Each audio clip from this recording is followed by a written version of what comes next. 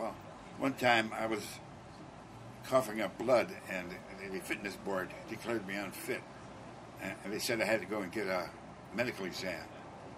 The hospital at that time had sufficient funds that they gave me $500 worth of free tests. I got a bronchoscopy. That's a little camera that goes down your bronchial tubes. Mm-hmm. People are beautiful inside, in case you didn't know that. Oh. Yeah, they really are. And they tested me for everything. I couldn't find a thing. And a year later, as I mentioned this in the hospital waiting room, a nurse said to me, "Open your mouth." She looked and says, "You have bleeding gums." Oh, how about that? Yeah, I almost got kicked out of the Sea Org. Now, the reason I didn't get kicked out at that time was the Excalibur went on a cruise with a briefing corps students aboard, and it was force 4 winds, which is kind of rough sea.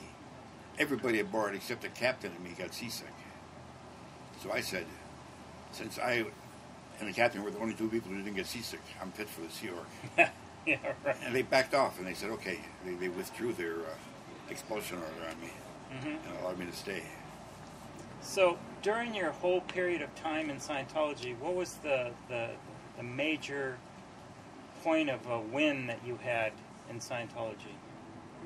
I constantly had wins, except for that period when I was having difficulty getting into and out of my body, which lasted about a year and a half, which is excruciating experience.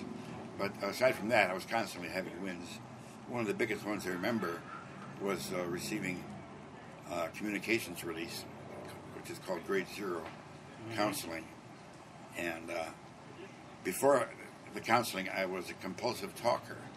I just wouldn't stop. And after that, I was in control of it. And I noticed a marked change there. Oh, how nice. Yeah. You receive a problems release, your problems diminish. You receive an upset release, you have less upsets, or you're less stuck in the past upsets. I got lots of wins in Dianetics processing. Went back on the track to visit myself in past lives. I found that very illuminating. Well, that must have been fun. It was an extreme amount of fun. And I had lots of wins in word clearing, receiving word clearing and giving word clearing. Oh, yeah. Big wins on that. So I've got another question. It's a little bit different. Yeah, what? Okay, so when you got out of the church, I understand that you were part of a poetry club or a group of poets at the Celebrity Center. Yeah. But what happened when you tried to, after you left the Sea Org, when you tried to come onto the premises of Celebrity Center? What did they do? Well, I was not informed that I could not be on the premises until 10 minutes before I was about to give a seminar. It was the first seminar I had ever given. I never gave it. 10 minutes before I gave the seminar, I was told, you can't be on the premises. And what reason were you given? It was a local policy that ex-Sea Org members could not be on the premises unless they wrote up a request asking for permission. And I wrote it up, and they said no. And so this you're telling me that after 23 years of hard work and service, you were not allowed to walk into the Celebrity Center? Couldn't get a cup of coffee there. And you lived right across the street? I still live across the street. And you're still not allowed in? I tried to get in a few months ago, and they wouldn't let me in. It was... I had been running a TV show for about 6 years promoting Scientology. And I was an officer in 4 different groups. They're called gung-ho groups. Oh, yeah.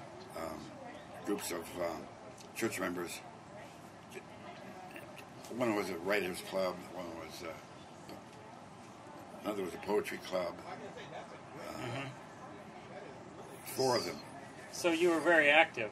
I was in this Renaissance Speakers, and I got an award for having given more speeches the previous year than any other member.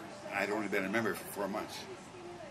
In my 4 months, I gave more speeches than any other member.